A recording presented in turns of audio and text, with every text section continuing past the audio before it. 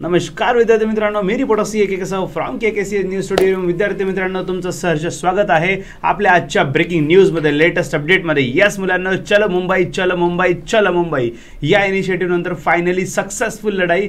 आणि स्टुडंट्स बघू शकता, मेरा वचन ही मेरा शासन हे जे बोललो होतो ते करून दाखवलं. आणि यस, सांगितलं होतं की डेफिनेटली रिझल्टसाठी जाणार, तुमच्यासाठी फाईट करणार आणि आउटपुट घेऊनच येणार. आणि आउटपुट घेऊन तुमच्यासमोर प्रकट झालेलं आहे. मुलांना आज पूर्ण आपण डिटेलमध्ये जाणून घेणार आहोत एक्झॅक्टली काय काय डिस्कशन झालं ते, आणि महाट्रान्सको ऑफिसमध्ये काय डिस्कशन झालं, महावितरण ऑफिसमध्ये काय डिस्कशन झालं, काय क्वेश्चन होते, काय आन्सर होते, प्रत्येक गोष्टीचं जस्टिफिकेशन आणि ती प्रत्येक गोष्ट तुमच्यापर्यंत मांडली जाणार आहे. Students, don't forget this words. काय लिहिलं बघा राईट साईडला, जो मैं बोलता हूँ वो मैं करता हूँ और वो मैं जो नहीं बोलता वो मैं डेफिनेटली करता हूँ. तो बच्चों, आपके लिए हम थे, हे और रहेंगे.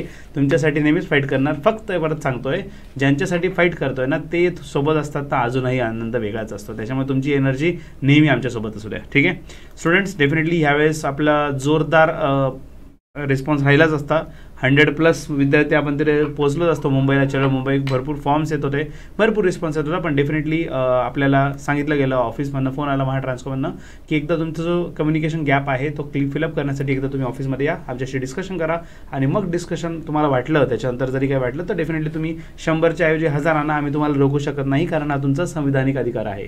आणि हे सर्व सांगणारे, मार्ग दाखवणारे, आपली भेट करणारे, स्पेशल थँक्स. व्हिडिओ स्टार्ट करण्याच्या आधी सर्वात आधी special thanks to the person who did everything. म्हणजे जसं मला रामायणातलं एक एक्झाम्पल आठवतं की जेव्हा प्रभू श्रीराम आणि सीता माता आणि सोबत लक्ष्मण, सो हे जेव्हा जात होते जंगलातून, तर त्यांना एक नदी पार करायची होती. आणि नदी पार करण्यासाठी ते केवट होते.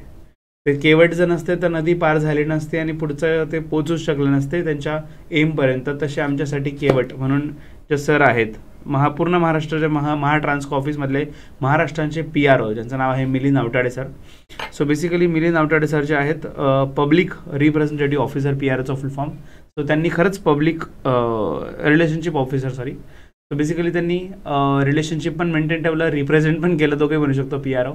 सो बेसिकली त्यांनी त्यांचं काम पूर्णपणे निभावलं. आणि त्यांनी ॲक्च्युली कम्युनिकेशन करण्याचं काम, म्हणजे लिटरली मला जसं तुम्हाला बोललो आधी कॉल आला होता, त्यांनी अपडेट केलं की असं असं आहे, तुम्ही मंडेला या, तुमची भेट करून देतो. डायरेक्ट भिकाणे मॅमसोबत बोला, जी who is the executive director of HR, top most person. म्हणजे पूर्ण महाराष्ट्रातला महाट्रान्सकोचा काही डिसिजन मेकिंगचा पार्ट असेल HRचा, तर सुप्रीम ऑथॉरिटी.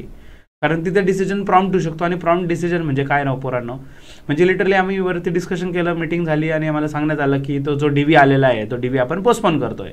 आणि खाली आम्ही जस्ट येतोय फ्लोअर, लिफ्टने चालवतो, त्यातल्या ताई पण नाही, लिफ्टने खाली आलो आणि बाहेर गेटवर आलो, तर बाहेर आल्यावर माहीत पडतंय की मुलांना मेल आला आहे, DV पोस्टपोन झाला आहे. So that is the power of authority. म्हणजे एकदम जबरदस्त. Bhikane ma'am, special thanks to Suchita Bhikane ma'am, who is executive director of HR.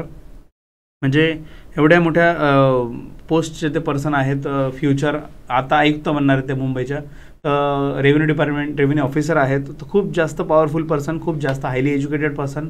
आणि एवढं सर्व असताना त्यांनी आम्हाला एवढा वेळ दिला, 20-25 मिनिटं आम्हाला देणं, आमचं पूर्ण म्हणणं ऐकून घेणं, आणि ही आमच्यासाठी कमेंडेबल गोष्ट होती. सगळ्यात विशेष मुलांनो, सगळ्यात विशेष म्हणजे आम्ही जसंही हा मुद्दा मांडला, पहिली गोष्ट जसं तुम्हाला बोललो की आमचे मिडल मॅन केवट म्हणजेच मिलिंद सर जे आहेत, ज्यांनी आम्हाला आमच्या ध्येयापर्यंत पोहोचवलं. तर मिलिंद सरांपर्यंत रिक्वेस्ट केली, आम्ही त्यांना भेटलो आणि सांगितलं की असं असं आहे सर, मॅम आम्ही भेटायला आलो आहे तुमच्या म्हणण्याप्रमाणे, तर आता मीटिंग करून द्यावी. आणि त्यांनी लगेच फोन केला आणि माहिती पडलं की मॅम मीटिंगला जात आहे. पुढच्या मिनिटाला लिटरली मी सांगतो ते पळत गेले, लिटरली म्हणजे एक मिनिट लगेच थांबा, मी लगेच पोहोचतो पुढे. पटापट पळत गेले आणि त्यांनी निरोप दिला मॅमला की विद्यार्थी तुमच्यासाठी भेटीसाठी मल्टिपल विद्यार्थी आणि मल्टिपल सिटीजमधनं आले. कोणी लातूरमधनं आलेला विद्यार्थी होता, कोणी मुंबई ठाणे मधले विद्यार्थी होते, आणि I think Ratnagiri. So student असे स्प्रेडेड डिफरंट. पुण्याचे 2 विद्यार्थी होते. असे वेगवेगळ्या ठिकाणून विद्यार्थी आलेले होते. त्यांनी सांगितलं की तुम्हाला विद्यार्थी खूप दुरून भेटायला आले फक्त तुम्हाला भेटीसाठी, तर तुम्ही त्यांना भेटून मगच जा. तर त्यांनी मीटिंगचा विषय बाजूला ठेवून आधी आम्हाला बोलवलं. आणि नुसतं म्हणजे लिटरली तुम्हाला ऐकायला पण आनंद होईल, आम्हालाच नाही बोलवलं विद्यार्थी मित्रांनो, आम्हाला जशी एंट्री दिली, HR रिलेटेड जेवढे पर्सन्स आहेत, HR रिलेटेड जेवढे पर्सन आहेत, म्हणजे लिटरली तुम्हाला सांगतो, याच्या आधी जे AGM that is Raju Gaikwad sir आहेत, त्यांना मीटिंगमध्ये बोलवलं लगेच, ठीक आहे. त्याच्यानंतर स्वप्नील साळुंके सर, स्वप्नील साळुंके सर म्हणजे कोण? ज्यांच्या नावाने मेल आला होता. यस विद्यार्थी मित्रांनो, ज्यांना DV मेल आला होता ना, डायरेक्टली रिझल्ट नंतर डायरेक्ट मेल आला, सगळ्यांना शंका होती काय चाललंय नेमकं, तर ते स्वप्नील साळुंके सर त्यांना सुद्धा लगेच बोलवलं होतं आणि त्याच्याशी रिलेटेड जेवढे पण ऑफिसर्स आहेत त्यांना बोलवलं आणि लिटरली त्यांच्या एक कॉलने, म्हणजे त्यांनी फक्त सांगितलं की या टीमला बोलवा. मी सांगतो हार्डली 120 सेकंड्स, म्हणजे 1-2 मिनटं, 120 सेकंड्स खूप मोठे झाले. इतक्या फास्ट पूर्ण टीम तिथे आली. That is the power, that is authority. आणि आम्हाला बघून खूप छान वाटलं आणि त्यांनी पूर्ण गोष्टी ऐकून घेतल्या आमच्या 20-25 मिनटं आणि रिस्पॉन्स जबरदस्त आला. आता काय ऐकून घेतलं, काय म्हणणं होतं आणि काय काय आउटकम आला ते पण सांगतो. विद्यार्थी मित्रांनो, लास्ट एक पॉईंट आधी सांगतो before starting our detail session. प्रत्येक गोष्ट सांगणारच आहे. जे बऱ्याच जणांची इच्छा होती, सर तुम्ही एकटे नका जाऊ, कारण ते तुम्ही एकटे जर गेले तर तुम्हाला ते काहीतरी समज काढून देऊन टाकतील, किंवा काहींचं हे पण म्हणणं होतं की के सर तर चहा पाण्यामध्ये सेट होतील. पोरांनो, अजून कोणाची लायकी नाही के सरांना विकत घ्यायची. एवढी अमाऊंट बनलेली नाही आजपर्यंत की के सरांना विकत घेतील. ठीक आहे. आणि ज्यांना कमेंट करायची, म्हणजे खरंच ज्याची लायकी पण नाही आहे तो माणूस जर बोलतो ना तर अजूनच वाईट वाटतं. ठीक आहे. डेफिनेटली मला असं वाटतं की तुम्ही पण ती लेवल अचीव्ह करा की लाईफमध्ये, की तुम्हाला पण बोलायला समोरचा विचार करेल. पण आईवडिलांनी दिलेले संस्कार आणि आपली निगेटिव्ह थिंकिंग ही स्प्रेड करण्यापेक्षा, म्हणजे जस्ट इमॅजिन, जसं मी आधी पण बोललो होतो की आपण एक सडलेला कांदा आहे, सगळ्यांना सडवतोय. असा सडलेला कांदा का बनायचा सगळ्यांना सडवण्यासाठी? ठीक आहे. त्याच्याने तुम्ही तर सडताच आहे, बाकीचे सडत्यामुळे तुम्ही सगळ्यात जास्त सडताय, कारण you are the centre of this part. त्याच्यामुळे हे सडणं आणि हे निगेटिव्ह थिंकिंग, हा जो ॲटिट्यूड आहे, हा तुम्हाला मुबारक. ते जे तुम्ही गिफ्ट आणतात आमच्यासाठी छान छान निगेटिव्ह कमेंटने, ते गिफ्ट आम्ही एक्सेप्ट नाही करत आणि आम्ही धन्यवाद करतो अशा गिफ्टला. ते तुमच्यापर्यंतच परत पोहोचतं आहे. ठीक आहे. सो एकदा थोडंसं पॉझिटिव्ह राहून बघा. सध्या तर आमच्याबद्दल निगेटिव्ह बोलायला काही सापडत नाही आहे, पण नक्कीच पुढे काही ना काही सापडेलच. पण त्याच्यातसुद्धा थोडंसं पॉझिटिव्ह विचार करून बघा. जो आपल्यासाठी माणूस लढतोय त्याच्यासाठी आपण का नाही पॉझिटिव्ह विचार करावा. ठीक आहे. चला, हरकत नाही, सद्बुद्धी भेटो. सो स्टुडंट्स, लास्ट एक पॉईंट सांगेल before starting the question answer, की बिईंग अ चार्टर्ड अकाउंटंट 2016 मध्ये मी चार्टर्ड अकाउंटन्सी कंप्लीट केली. आणि ऑफकोर्स चार्टर्ड अकाउंटन्सी कंप्लीट केल्यानंतर one of the favourite option, जे सगळ्यात जास्त ऑप्शन ओपन होतात, तर त्याच्यापैकी एक जॉब आणि एक प्रॅक्टिस. राईट. तर जॉब करायचा इच्छा होती, पण मग कुठंतरी होतं की नाही यार आपल्याला स्वतःचं करायचं आहे, जॉब नाही करायचा आहे. आणि दुसरा पॉईंट जो होता practice. Students, being a chartered accountant honest practice करणं हे खूप डिफिकल्ट आहे. मी कोणालाच ब्लेम नाही करत आहे, कोणत्या प्रोफेशनला ब्लेम नाही करत आहे, पण एकदम इमानदारीत सर्व काम करणं, ऑनेस्ट प्रॅक्टिस करणं, क्लायंटचं रिटर्न इन्कम, ॲक्च्युअल इन्कम सगळं दाखवणं, ॲक्च्युअल टॅक्स भरणं, हे सगळ्या प्रॅक्टिकली डिफिकल्ट गोष्टी आहेत. सिम्पल आहे. जर माझ्याकडे क्लायंट आला, मी सांगितलं त्याला की तुला 1 लाख रुपये टॅक्स लागेल आणि दुसरा सीएकडे म्हणतो 50,000 टॅक्स लागेल, तो मला का प्रेफर करेल? राईट. आणि त्यातल्या त्यात इन्कम टॅक्स, GSTच्या नोटिसेस येतात वगैरे, त्या गोष्टी सगळ्या प्रॉपरली लिगली हँडल करणं विदाऊट एनी ब्लॅक, म्हणजे 2 नंबरचं काम न करता, हे प्रॅक्टिकली डिफिकल्ट असल्यामुळे, म्हणजे होतच नाही असं नाही, पण मग प्रॅक्टिकली त्या गोष्टी खरंच अवघड असल्यामुळे मी प्रॅक्टिस नाही केली. का बरं? तर मला नाही जमत त्या गोष्टी. मग ते इल्लिगल काहीतरी करायचं, पैसे खाऊ घालायचे, चुकीच्या गोष्टी करायच्या, आणि मग ते रात्री झोप नाही लागायची. मी कोणाचे तरी चुकीचे काम, मुंड्या मारून पैसे घेतलेले, काय म्हणतात ते, चुकीच्या मार्गाने पैसे घेतलेले, ते नाही पटत. त्याच्यामुळे मी प्रॅक्टिस नाही केली. आणि मी एज्युकेशन असं एक नोबेल प्रोफेशन सिलेक्ट केलं आहे की जिथे मी मुलांना नॉलेज देतो आणि त्याचे पैसे चार्ज करतो. मी कधीच समाजसेवा केलेली नाही. परत सांगतोय, मी फुकट शिकवतच नाही आहे. मी क्वालिटी कंटेंट, माझा प्रयत्न आहे यूट्यूबवर पण एवढं कंटेंट द्यावं की ज्या मुलाला शक्यच नाही तो पण पास व्हावा. पण डेफिनेटली पेड कोर्स मी कधीच फ्री दिला नाही, कधीच स्वस्त पण देत नाही. माझी प्रॉपरली क्वालिटी मी देतो आणि प्रॉपर प्राईस पण चार्ज करतो. माझा उद्देश काय आहे की ज्याला खरंच क्वालिफाय व्हायचं आहे त्याला तेवढं कंटेंट दिलं गेलं पाहिजे. ठीक आहे. सो ह्या विचाराचं असल्यामुळे तुमचे ज्यांचे विचार असतील सेटलमेंटवाले, थोडेसे विचार अपग्रेड करायची गरज आहे. सोच बदलो, सितारे बदल जाएंगे भाई. नज़र तो नहीं बदल सकते डेफिनेटली, लेकिन नज़रिया बदलोगे तो डेफिनेटली आपकी लाईफ बदल सकती है. ठीक आहे. चला, आता हे शिष्टमंडळ पण मी तुम्हाला दाखवलं. त्यात काही शिष्ट लोकंसुद्धा होते त्यातल्या त्यात, आणि असं शिष्ट लोक मिळून आमचं हे शिष्टमंडळ बनलं. आणि हे आम्ही शिष्टमंडळाचे सर्व लोक गेलो होतो. ठीक आहे. अर्धा डझन, एक फोटो काढणारा एक गायबी याच्यात. सो अर्धा डझन स्टुडंट प्लस मी, आम्ही 7 जण होतो त्याच्यात. आणि त्यातल्या त्यात एक one of the student, he is from background of civil, तर सिव्हिलचा पण मुद्दा मांडला आहे. ठीक आहे. ते पण मी याच्यात कव्हर करेलच. ठीक आहे. चलो, लेट सी. सो स्टुडंट, जसं ऑफिसमध्ये एंट्री झाली आणि ऑफिसमध्ये एक साईडला ऑफकोर्स मॅम, बाकी सगळे ऑफिसर्स आणि आम्ही सर्व विद्यार्थी, कोणीच बाहेर नव्हतं, सर्व विद्यार्थी. पण 100 विद्यार्थी असते ते सगळे बाहेर राहिले असते. म्हणूनच सिलेक्टेड स्टुडंट होते फक्त. विद्यार्थी मित्रांनो, तिथे गेल्यावर क्वेश्चन आन्सर सेशन सुरू झाला आणि सर्वात पहिला प्रश्न की आतापर्यंत आमचा रिझल्ट का नाही लागला, राईट. सो 115 दिवस झाले रिझल्ट का नाही लागला. तर पहिला प्रश्न विचारल्यानंतर ऑफकोर्स आन्सर आलं की आता सध्या MCC दॅट इज त्यांनी म्हणजे लिटरली आम्हाला फुल फॉर्मसुद्धा सांगितला त्यांनी की कोणता मॉडेल कोड ऑफ कंडक्ट ना, बरोबर. सो स्टुडंट्स, हे जे कोड ऑफ कंडक्ट आहेत सोप्या भाषेत आपल्या भाषेत आचारसंहिता. सो आचारसंहितेमध्ये रिझल्ट लावणं हे आम्हाला शक्य नसतं, त्याच्यात कॉम्प्लिकेशन्स असतात, त्याच्यामुळे मी रिझल्ट नाही लावला. ठीक आहे. मग त्याला काउंटर क्वेश्चन की नाही ma'am, KDMC that is Kalyan Dombivli municipal corporation, त्यांचा रिझल्ट आत्ताच लागला आहे. ठीक आहे. मग KDMCने कसा रिझल्ट लावला student, sorry MCC, model code of conduct. So KDMCने रिझल्ट कसा लावला. तर विद्यार्थी मित्रांनो, पहिली गोष्ट त्यांनी क्लिअर सांगितलं की कल्याण डोंबिवली म्युन्सिपल कॉर्पोरेशन पुरता लिमिटेड आहे. ठीक आहे ना. त्याची जेवढी पण पोस्टिंग होणार आहे ही फक्त कल्याण डोंबिवलीमध्ये होणार आहे. त्याला पण क्रॉस क्वेश्चन केला, मग याचे विद्यार्थी पूर्ण महाराष्ट्रातले नाही का, बरोबर ना. ही एक्झाम देणारे विद्यार्थी तर पूर्ण महाराष्ट्रातले, मग ते कसं चाललं, कारण त्यांची पोस्टिंग फक्त तेवढ्या महानगरपालिकेपुरतीच असते, त्याच्यामुळे त्यांना रिझल्ट लावणं शक्य आहे. दुसरी गोष्ट, रिझल्ट लावणं इम्पॉसिबल आहे का, लावूच शकतच नाही का, नाही तर शक्य आहे. त्यांनी ट्राय पण केला, त्यांनी हायर ऑथॉरिटीशी कम्युनिकेशन केलं. हायर ऑथॉरिटीचं म्हणणं आलं, जर तुम्ही न्यू प्लेसमेंट वगैरे देताय, न्यू लोकांना ॲडमिट करता त्याच्यात, तर आता तुम्ही रिझल्ट लावणं योग्य नाही आहे. का बरं, तर पूर्ण महाराष्ट्रातल्या, तर रिझल्ट लावल्यावर लगेच DVची प्रोसेस वगैरे काही दिवसात स्टार्ट करणं आहे. तुम्हाला पूर्ण महाराष्ट्रातल्या लोकांना विद्यार्थी असले, वेगवेगळ्या नगरपालिकेतले विद्यार्थी वगैरे असतील, त्याच्यामुळे तुम्ही आता रिझल्ट लावणं योग्य नाही. ठीक आहे. मग मोठा प्रश्न, पुढचा प्रश्न की तुम्ही आधी DV का सुरू केलं. हा प्रकार आधी कधीच नव्हता की आम्ही आजपर्यंत बघत आलो की काय होतं, एक्झाम होते, रिझल्ट लागतोय, वेटिंग लिस्ट लागते, त्याच्यानंतर DVसाठी मेल येतोय, मग DVसाठी जात आहे, हा सगळा प्रकार असतो. हा तुम्ही नवीन प्रकार कुठून शोधून काढला, आधी DV का झालं, बरोबर, जे आजपर्यंत बघितलेलं नाही आहे. सो त्यांनी क्लिअर सांगितलं की बेसिकली आम्ही परमिशन तो विचार केला, रिझल्ट लावणं शक्य आहे का, पण आम्हाला रिझल्ट लावणं शक्य नव्हतं, बरोबर. मग रिझल्ट लावणं जर शक्यच नव्हतं, मग करायचं काय, आधी रिझल्ट लागेल आणि रिझल्ट लागल्यानंतर DV, मग त्या गोष्टीला अजून जास्त डिले होईल. DV नंतर जॉईनिंग, या गोष्टींना डिले होतो. हा डिले कमी करण्यासाठी, ऑलरेडी रिझल्ट खूप लेट झाला आहे, हा डिले कमी करण्यासाठी एक सोल्युशन काढलं की आधी DV घेऊन या. आणि पहिली गोष्ट हे आपण बघितलेलं नाही, तर मुलांना 7 वर्षानंतर रिझल्ट आलेले. आणि दुसरी गोष्ट बॅक टू बॅक आचारसंहिता आता चालू आहेत, म्हणजे जे मल्टिपल इलेक्शन होत आहे. म्हणजे आता सध्याचं तर तुम्ही बघत असाल की महाराष्ट्रामध्ये सध्या स्थानिक स्वराज्य संस्थाच्या निवडणुका चालू आहेत. तर 2 डिसेंबरला मतदान आहे, 3 डिसेंबरला मतमोजणी आहे.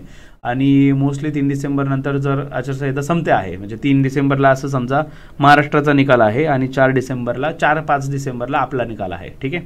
सो मुलांना त्यांनी एक सेफर साईड, त्यांनी एक एक्स्ट्रा डेट दिलेली आहे, लगेच 4ला शक्य होतं नाही होत, तर त्यांनी पुढची एक डेट देऊन ठेवली की 4-5 तारखेला रिझल्ट लागेल. डन. दुसरी गोष्ट, याच्यानंतर लगेच महानगर MNCs म्युन्सिपल कॉर्पोरेशन वगैरे जे आहे, पुढचे जे लगेच आचारसंहिता लागते आहे, तर याच्यात फक्त 3-4 दिवस राहत आहेत. ठीक आहे ना, मध्ये 4-5 दिवसाचं गॅप आहे. ऑलमोस्ट 8-9 तारखेपासून पुढचे आचारसंहिता लागत आहे. ठीक आहे.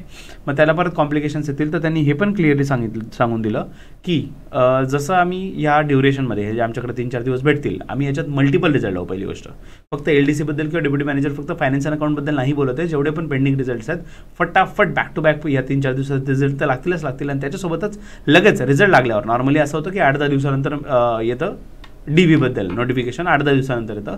पण आम्ही क्लिअर सांगतोय, जर आम्ही 5 तारखेला रिझल्ट लावला तर लिटरली 6 तारखेला लगेच आम्ही DVचं नोटिफिकेशन देऊन टाकू. लगेच नोटिफिकेशन पुढच्या दिवशी नाही बोलवतं DVला. ऑफकोर्स ते DVला बोलवण्यासाठी 8-10 दिवस दिले जातील, जे पण असेल टाइम पिरियड. पण जे डिक्लेरेशन आहे पब्लिक की आम्ही DV घेत आहोत आणि DVला अशा डेटला अशा प्लेसला यायचं, म्हणजे वॉट एव्हर, तर त्या डिटेल ज्या आहेत सर्व आम्ही लगेच पुढच्या दिवशी तुम्हाला डिक्लेअर करू. म्हणजे त्याला प्रॉब्लेम नको की तुम्ही DV बघा, एकदम क्लिअर सांगतो, DVची प्रोसेस स्टार्ट करणं पॉसिबल आहे त्यांना. ओके. पण DV डिक्लेअर करायला प्रॉब्लेम यायला नको, म्हणून त्यांनी सांगितलं की ह्या 3-4 दिवसाच्या गॅपमध्ये आम्ही रिझल्ट पण लावणार आणि रिझल्ट नंतर इमिजिएट DVचं नोटिफिकेशन देणार आणि मग DVची प्रोसेस चालू राहील. आचारसंहितेमध्ये DV करायला काही प्रॉब्लेम नाही आहे, ती प्रोसेस चालू राहील. ठीक आहे. नाव मग आमचा पुढचा प्रश्न, रिझल्टचा फॉर्मॅट कसा राहणार. रिझल्टचा फॉर्मॅट आपल्याला कसं पाहिजे, तर exam conducting body everyone knows की एक्झाम कंडक्ट कोणी केलेली आहे, तर IBPSने एक्झाम कंडक्ट केलेली आहे. ठीक आहे. सो IBPSने जर एक्झाम कंडक्ट केली तर IBPSचा जो रिझल्टचा फॉर्मॅट असतो त्याचा एक प्रॉपर, की नाव, त्याचा रोल नंबर जे आहे, त्याच्यानंतर त्याची कास्ट कॅटेगरी वाईज, बरोबर, त्याचं ते कट ऑफ, त्याचे मार्क्स, म्हणजे पेपर 1चे मार्क्स समजा, प्रोफेशनल लेवलचे मार्क्स, टोटल मार्क्स किती, त्याचं कट ऑफ, एव्हरीथिंग सगळं डिटेलमध्ये मेन्शन केलेलं असतं. त्याच्यावर वॉटरमार्क असतो, राईट, IBPSचा वॉटरमार्क असतो, त्याच्यावर डिजिटल सिग्नेचर असतो, असा प्रॉपर फॉर्मॅट असतो. तर त्या फॉर्मॅटमध्येच आम्हाला रिझल्ट पाहिजे. त्यांनी क्लिअर सांगितलं की ह्या फॉर्मॅटमध्येच आम्ही रिझल्ट लावणार आणि महाट्रान्सको आतापर्यंत ह्याच फॉर्मॅटमध्ये रिझल्ट लावत आलेली आहे. महावितरणने काही लोचा केला त्याच्यात, म्हणजे रिझल्टचा फॉर्मॅट बदलला त्याच्यात, आम्ही we are not responsible, but definitely आम्ही ह्याच फॉर्मॅटमध्ये रिझल्ट लावणार. लिटरली तुम्हाला सांगतो मुलांना, भिकाना मॅम जे आहेत, सॉरी रिस्पेक्टेड भिकाने मॅम जे आहेत, तर त्यांना लिटरली हे पण सांगितलं की त्यांनी महावितरणने असं केलं, तर त्यांनी हे सुद्धा सांगितलं आम्ही तेही प्रयत्न करू आणि आम्ही महावितरणला सुद्धा सांगू की तुम्ही प्रॉपर IBPSच्या फॉर्मॅटमध्ये रिझल्ट लावा. ऑफकोर्स ते त्यांच्या कंट्रोलमधली गोष्ट नाही की ते होईलच, नाही होणार, पण त्यांनी एवढा पॉझिटिव्ह ॲटिट्यूड दाखवला की त्यांच्या कंपनीशी रिलेटेड नसताना सुद्धा त्यांनी सांगितलं की आम्ही एकदा त्यांना सुद्धा हा शब्द एक कानावर टाकू की तुम्ही असं करा की प्रॉपर IBPS फॉर्मॅटमध्ये ट्रान्सपरंट रिझल्ट लावा. Next, waiting list. याच्यासोबत वेटिंग लिस्ट लागणार का? Answer is yes. याच्यासोबत इमिजिएट वेटिंग लिस्ट लागणार. ठीक आहे. आता किती % एक्स्ट्रा, 25%, 30% तो मॅटर, आता 3:1 वगैरे रेशो जो पण आहे तो रेशो मेंटेन राहील आणि वेटिंग लिस्ट सोबत लागणार. डन. आता पुढचा प्रश्न आमचा हा होता की रिझल्ट यायला एवढं लेट का झालं? 112 दिवस झाले, तर 112 दिवसापासून तर आचारसंहिता चालू नाही आहे ऑफकोर्स, बरोबर. तर त्यांचं म्हणणं आलं की ऑफकोर्स रिझल्ट 45 डेज, म्हणजे आम्ही क्लिअरली सांगितलं की 45 डेजमध्ये रिझल्ट लागतो IBPSचा, राईट. सो 45-50 डेजमध्ये जर रिझल्ट लागतो, मग एवढा डिले का? तर त्यांनी सांगितलं की महाट्रान्सको जे डिपार्टमेंट आहे त्यांनी आता सध्या मल्टिपल एक्झाम्स कंडक्ट केल्या आणि multiple exams, multiple result, multiple DVs, multiple posting, ह्या सगळ्या गोष्टी लाईनअप चालू होत्या.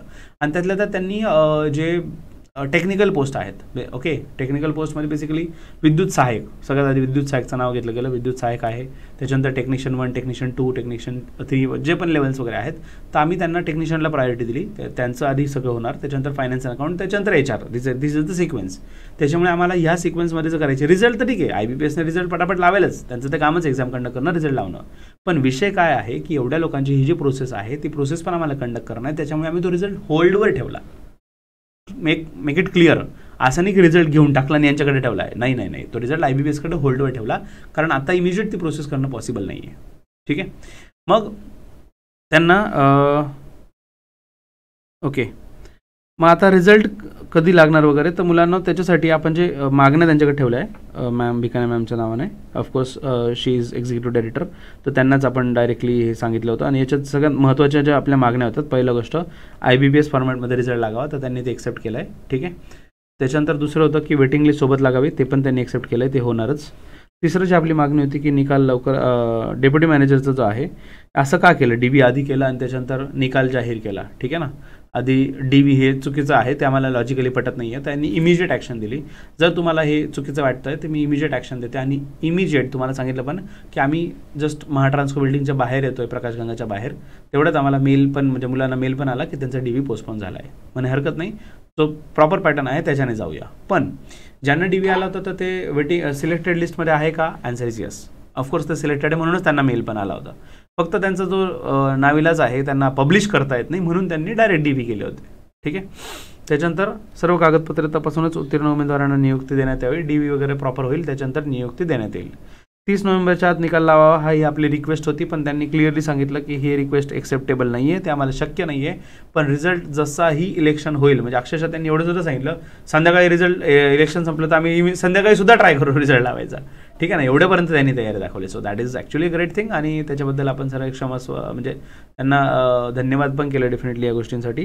मुलांना हे जे डॉक्युमेंटेशन जे सगळं दिसतं, एवढे प्रॉपर डॉक्युमेंटेशन, हे सगळं credit goes to Shubham sir, जे आपले KKCAचा पार्ट आहे, Shubham Jain sir, who handle everything. म्हणजे त्यांनी पूर्ण पार्ट हँडल केला. डॉक्युमेंटेशन, प्रत्येक गोष्टीसाठी डॉक्युमेंटेशन. बघा मुलांना नुसतं फक्त बोलून अर्थ नाही. जसं आता त्यांनी सांगितलं की रिझल्ट लागतच नाही, तर आपल्याकडे KDMCचा रिझल्ट लागला तर त्याचं प्रूफ पाहिजे, ते प्रूफ सोबत होतं. ठीक आहे.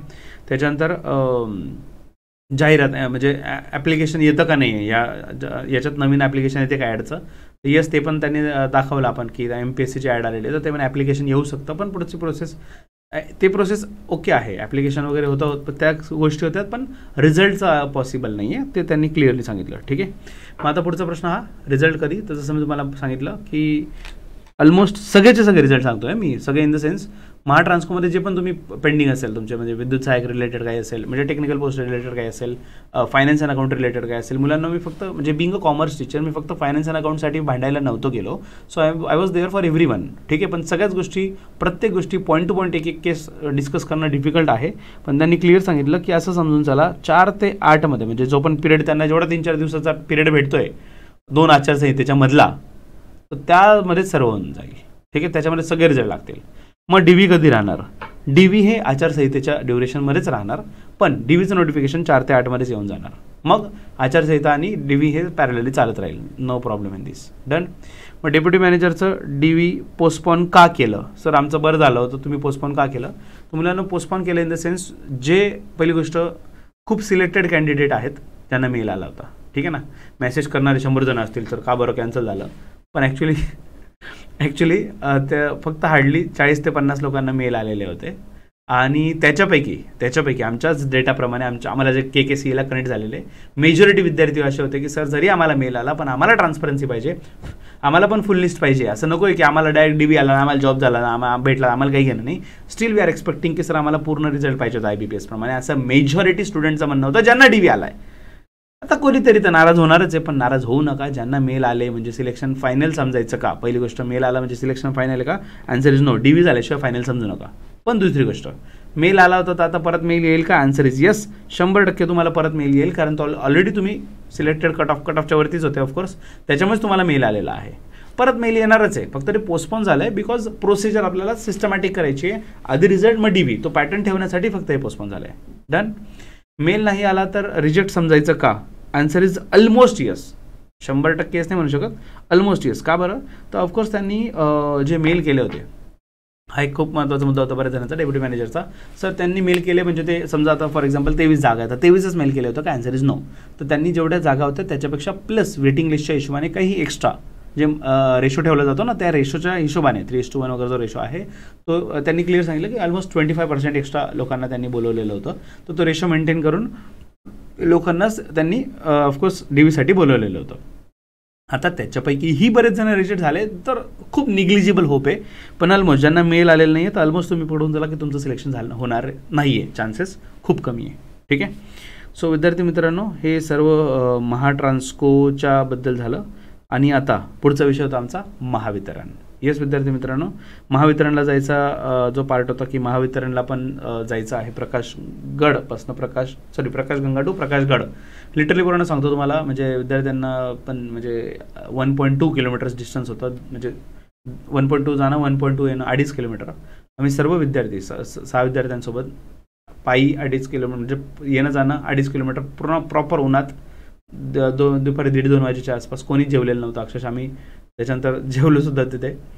सकाळपासून मुलं फक्त याच्यासाठी आलेले होते, फक्त मध्ये मध्ये पाणी एखादी पाण्याची बॉटल घ्यायची आणि चालत राहायचं. आणि तिथे एवढं सगळं असताना पण नाही सर जेवण नंतर करू, पण महावितरणचं काम आधी करून घ्यावं आपण सर्वांनी, कारण ते ऑफिस वगैरे बंद व्हायला नको, आपलं काही प्रॉब्लेम नाही, आपण कधी जेवू शकतो. ठीक आहे. सो महावितरणला आम्ही गेलो प्रकाशगडला. तर सगळ्यात आधी सांगितलं की आम्हाला जो top most of course senior executive जे आहेत, सिनियर पर्सन जे आहेत रिलेटेड टू HR, तर त्यांना भेटायचं आहे आणि त्यांना आम्हाला आमची रिक्वेस्ट द्यायची. ठीक आहे ना. सो बेसिकली HR सगळ्यात टॉपला जे लोकेश चंद्रा सर आहेत, तर त्यांच्याकडे आपण रिक्वेस्ट ठेवायची होती, महाराष्ट्र राज्य विद्युत वितरण कंपनी लिमिटेड. तर त्यांना भेटायचं होतं, पण अनफॉर्च्युनेटली झालं असं विद्यार्थी मित्रांनो, त्यांचे 2 ऑफिसेस आहेत. ठीक आहे. सो त्याच्यापैकी एक ऑफिस त्यांचं तिथून खूप दूर आहे, म्हणजे असं समजा ऑलमोस्ट 1.5 तास लागतात पोचायला अशा हिशोबाने. तर तिथे ते ऑफिसमध्ये होते, कारण त्यांना तिथे दुसऱ्या काही मीटिंग्स होत्या, तर ते भेटू शकत नव्हते. पण मग जायचं आहे आपल्याला, काम तर करायचं आहे, आम्ही खाली आता यायचं नाही आहे, त्या हिशोबाने आम्ही रिक्वेस्ट केली आणि आम्ही सांगितलं की आम्हाला जे पण HR रिलेटेड ऑफिसर असतील त्यांना भेटायचंच आहे. ठीक आहे. सो तो आग्रह धरल्यामुळे त्यांनी ती रिक्वेस्ट एक्सेप्ट केली आणि फायनली आम्हाला HR एंट्री दिली ॲटलिस्ट, की ठीक आहे HRचे जे ऑफिसर आहेत तुम्ही त्यांना भेटू शकता. मग हे जे आपले रिक्वेस्ट होती, मुलांना 2 विषय होते आपले. पहिला विषय असा की 29 डिसेंबर 2023 ज्युनियर अकाउंट असिस्टंटची एक्झाम झाली होती, बरोबर. फायनान्स अँड अकाउंट्सबद्दल सांगतो आहे, 510 जागांसाठीची. 16, 17, 18 ऑक्टोबर 2024, म्हणजे फार 10 महिन्यानंतर, म्हणजे ॲडव्हर्टिजमेंट आल्यानंतर 10 महिन्यानंतर एक्झाम झाली. आणि त्याच्यानंतर जानेवारीमध्ये त्याचा रिझल्ट पण लागला. ठीक आहे. पण जानेवारीमध्ये जो रिझल्ट लागला तो IBPS फॉर्मॅटमध्ये नव्हता. निकाल IBPS फॉर्मॅटमध्ये सुद्धा लागलेला नाही. त्याच्यावर ना डिजिटल सिग्नेचर आहे, ना वॉटरमार्क आहे, ना तो पॅटर्न आहे, तो वेगळाच प्रकार आहे. तर ते आपल्याला एक्सेप्टेबल नाही आहे. तर त्याच्यामुळे क्लिअर मेन्शन केलेलं आहे की ते आम्हाला एक्सेप्टेबल नाही आहे. ठीक आहे. दुसरी गोष्ट, रिझल्टसोबत वेटिंग लिस्ट लागलेली नाही आहे. हे का झालं? 510 लोकांना बोलवलं आणि सगळ्यांनी जॉब घेतला, हे तर एक्सेप्टेबल नाही आहे. 3 वर्षाचा प्रोबेशन पिरियडवाली जॉब आहे. कोणतीही जॉब पोस्ट असू द्या, हाय क्लास 1 क्लास 2 डझंट मॅटर, कोणतीही पोस्ट असू द्या वेटिंग लिस्ट असते. तर तुम्ही वेटिंग लिस्ट का नाही दिली, ते आम्हाला एक्सेप्टेबल नाही आहे. सो हा उमेदवारांमधील अन्याय जो आहे तो दूर करावा आणि तात्काळ प्रतीक्षा यादी लावण्यात यावी, ही नम्र विनंती. आता याच्यात सगळ्यात मोठा ट्विस्ट, सगळ्यात मोठा डाऊट जो होता, सर संभाजीनगर खंडपीठामध्ये तुम्ही जो केस करून ठेवलेली, तुम्हीच काम वाटून ठेवलं सर, घेणं देणं. सो संभाजीनगर खंडपीठात केस तुम्ही जी केली त्याच्यामुळे आम्हाला असं माहीत पडलं सर की जो रिझल्ट आहे तो होल्डवर आहे, वेटिंग लिस्ट होल्डवर आहे. ठीक आहे. काहींनी फोन केले डिपार्टमेंटला आणि डिपार्टमेंटमध्ये सांगण्यात आलं की तुम्ही ती केस केलेली ना, म्हणून तुमचा विषय सध्या पेंडिंग आहे वेटिंग लिस्ट, नाही तर आम्ही लावली असते आतापर्यंत. बरोबर. विद्यार्थी मित्रांनो, आम्ही तिथे गेल्यानंतर आम्ही त्यांना क्लिअरली विचारलं की ही केस त्याच्याशी रिलेटेड आहे का, म्हणजे केस पेंडिंग असल्यामुळे वेटिंग लिस्ट पेंडिंग असू शकते का. आणि दुसरी गोष्ट सांगतो मुलांनो, संभाजीनगरमध्ये खंडपीठामध्ये जी आपली केस चालू आहे ते जे आपले वकील आहेत, मी त्यांच्याशी पण एकदा बोललो की सर असं असं आपले केस चालू असल्यामुळे वेटिंग लिस्ट पेंडिंग आहे, हे एक्सेप्टेबल आहे का. त्यांनी 100% क्लिअर शब्द सांगितलं की हे शक्य नाही, माझ्याकडे लिहून आणा, रिटर्नमध्ये लिहून आणा, हे असेल तर हे पॉसिबलच नाही आहे. काहीच संबंध नाही आहे केस चालू असण्याचा. केसने काही गव्हर्नमेंटने काही स्टे वगैरे आणलेलं नाही कोर्टाने, काहीच संबंधच येत नाही आहे. त्याच्यामुळे केस चालू असणं वेटिंग लिस्ट नाही लावणं याचा दूरपर्यंत संबंध नाही. वेटिंग लिस्ट लागलीच पाहिजे होती आणि ही गोष्ट त्यांनी पण आम्हाला सांगितली नाही कुठेच. कोर्टात केस चालू असल्याचा काहीच संबंध नाही. ते म्हणे वेटिंग लिस्ट लावण्याचा आम्ही लवकरात लवकर लावण्याचा प्रयत्न करू. डन. हा झाला एक विषय. दुसरा विषय आपण जो त्यांच्यासमोर ठेवला की जून, आता डेट्स पण आहे याच्या समोर लेटर्स असल्यामुळे तेच सांगतो प्रॉपरली. 27 जून 2025 रोजी वरिष्ठ व्यवस्थापक म्हणजे बेसिकली डेप्युटी मॅनेजर, मॅनेजर आणि सिनियर मॅनेजर, ठीक आहे ना, याच्या पोस्ट होत्या. फायनान्स अँड अकाउंटबद्दल बोलतोय ऑफकोर्स मी. सो याच्यात manager, deputy manager, senior manager याच्या 3 पोस्ट आल्या, त्यांची जाहिरात आली होती. ओके. पण 27 जून 2025 झाल्यानंतर 5 महिन्याचा कालावधी जवळपास गेला आहे, पण अजूनही परीक्षा फॉर्म सुरू झालेले नाहीत. आता परीक्षा फॉर्म सुरू झालेच नाही याचं कारण काय माहिती नाही, पण कारणाशी आम्हाला घेणं देणं नाही. आम्हाला एकच पाहिजे, तात्काळ परीक्षा घेऊन पटकन ते एक्झाम फॉर्म घेऊन या आणि पुढची हे जे आहे पुढची प्रोसेस ती पण पारदर्शक पार पाडावी आणि उमेदवारांवरचा अन्याय दूर करावा. विद्यार्थी मित्रांनो, हे पण ॲप्लिकेशन ऑफकोर्स एक्सेप्ट झालं.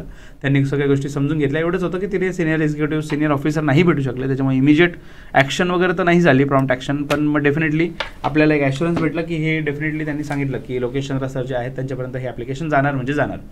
दुसरी गोष्ट, काल अपडेट दिल्यानंतर हे पण माहीत पडलं की के सरांनी ॲक्शन घेतल्यानंतर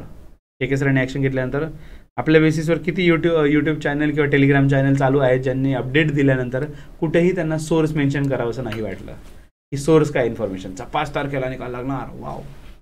म्हणजे लिटरली आम्हाला शुभम जैन सर वगैरे आम्ही जे सोबत होतो आम्हाला मेसेज येत होते दुसऱ्यांचे की 5 ला रिझल्ट लागणार. वाव. नाव कुठेच नाही. नाम में क्या रखा असं म्हणतात. अरे हो, पण कृतज्ञता नावाची गोष्ट असते की ज्याच्यामुळे माहीत पडलं, एक ठीक आहे धन्यवाद, यांच्यामुळे माहीत पडलं, अपडेट भेटली. लिटरली संभाजीनगरचे केंद्रे सर जे आहेत, one of the famous institute, खूप मोठ्या लेवलची इन्स्टिट्यूट आहे सहदेव केंद्रे सरांची, आणि ते पण ट्रान्सपरन्सीसाठी नेहमीच फाईट करतात आणि ते आत्ता पण फाईट करत आहेत.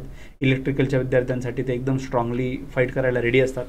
त्यांनी काल यूट्यूब लाईव्ह पण केलं, त्याच्यातसुद्धा लिटरली पूर्ण सेशनमध्ये 3दा मेन्शन केलं की ते LDCवाले जे CA सर आहेत तर त्यांनी व्हिजिट केली आणि त्यांनी ते काम केलं, तर त्यांना क्रेडिट गोज टू हिम. त्यांनी क्लिअरली नाव घेऊन सांगितलं की त्यांच्यामुळे झालं आहे, पण बाकीच्यांना नाही वाटलं. चला हरकत नाही. आता या व्हिडिओमधनं पण काय अपडेट भेटेल ती पण पाठवा बिना नावाची, किंवा तुमचं नाव चिपकवून टाकलं तरी चालेल. डेफिनेटली नाव होऊ द्या, सोबत मुलांपर्यंत माहिती पण पोचू द्या. ठीक आहे. नेक्स्ट इज केंद्र सरांचं जे सध्या फायटिंग चालली आहे, तर डेफिनेटली आपण त्याच्यासोबत आहोत. सरांनी एकदम क्लिअरली सांगितलं की आपण आता महाआघाडी, महायुती जो प्रकार आहे, जे आता कोणत्या 2-2 पार्टी एकत्र येतात आणि सोबत मिळून इलेक्शन लढतात, तर तसं त्या गोष्टीसाठी definitely openly me any time available आहे. सरांशी कम्युनिकेशनमध्ये सुद्धा आहे आणि लिटरली हे सगळ्या बघितल्यानंतर त्यांचं काल इव्हिनिंगलाच फर्स्ट टाईम आमचं बोलणं पण झालं. त्यांचा कॉल आला आणि त्यांनी अभिनंदन पण दिलं या फाईटबद्दल, या सक्सेसबद्दल, या अपडेट्सबद्दल, या आउटपुटबद्दल. आणि विद्यार्थी मित्रांनो, जेव्हाही तुमच्यासाठी भांडायचं आहे तर तुमच्यासाठी रेडी राहणारच. आणि ही फाईट काय मी फक्त फायनान्स अकाउंटवाला आहे, ते इलेक्ट्रिकलवाले आहेत तो विषय नाहीच आहे.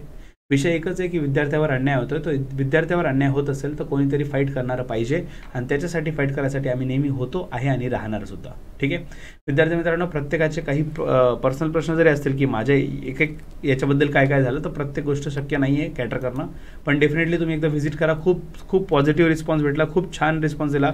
महाट्रान्सकोनी एवढं ऐकून घेणं आणि एवढं प्रॉपरली रिस्पॉन्स देणं ही खूप कमेंडेबल गोष्ट होती आमच्यासाठी. आणि मेरा वचन ही मेरा शासन है, तो इसलिए लास्ट याद रखना, मैं जो बोलता हूँ वो मैं करता हूँ और मैं जो नहीं बोलता वो डेफिनेटली करता हूँ. पोरांनो, कालच आम्ही